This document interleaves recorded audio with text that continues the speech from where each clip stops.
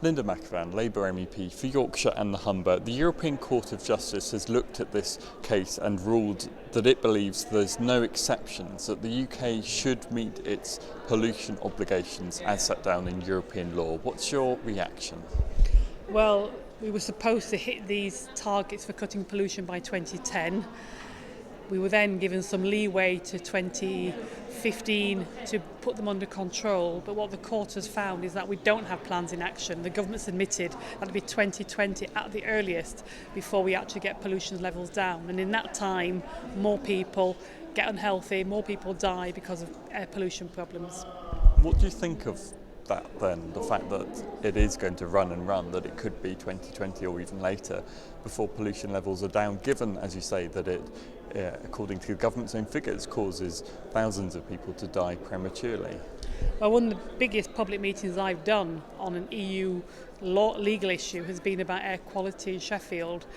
People are concerned because if you live in an area where there's lots of buses, lots of cars and traffic, it does impact on your health. That's why we brought in all the Clean Air Acts in the 1960s. That's why we got rid of smog.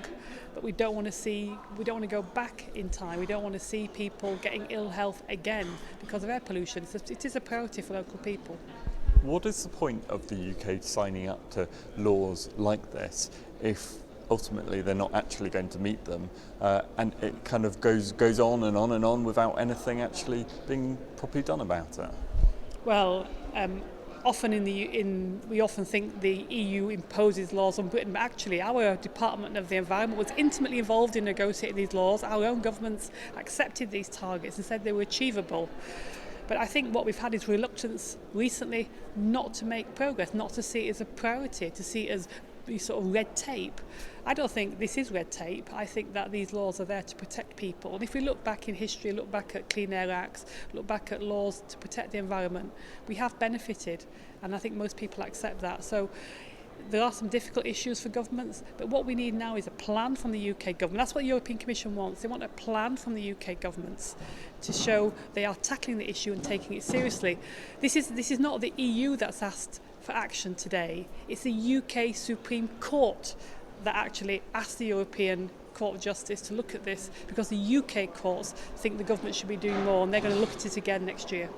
This leaves the government with a bit of a headache if they're expected to meet these targets, at least in the court's judgment. Sorry.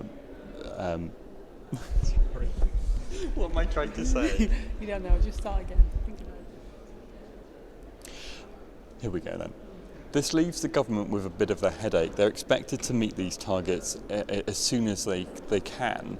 What concrete steps would you like to see the government take to help in places like Sheffield, Hull and the Yorkshire and Humber region as a whole? Well, it needs to help the local authority develop good traffic management plans. Other countries have faced similar problems, but they've resolved them. So one thing the UK government could do is talk to other countries who also have dense traffic problems about what they did to overcome them. Sometimes it's about planting trees downside of roads, sometimes it's about looking at the way traffic flows through cities, and also we have to tackle things like diesel buses. A lot of local authorities are bringing in, for example, cleaner vehicles in the cities, but that requires investment as well, and the government has to come in there. But above all, the government's got to take it seriously. Sometimes I get the impression they see this as red tape, but this is a British court that's asked for action and asked the European Court of Justice for help in interpreting EU law. It's UK organisations who look after citizens' concerns about air quality who've asked for this action to happen. It hasn't come from Brussels. So the UK government needs to sit up and take notice and put a serious plan in action to get the air quality under control.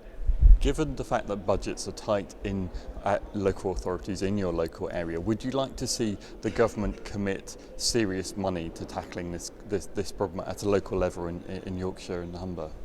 Yes, the government's got to make the investments it needs to. I mean, the government signed up to these laws. The government said it could actually implement these laws, so we need to see support for local government. But it's also about support in terms of traffic management and about how you plan the way cities are laid out.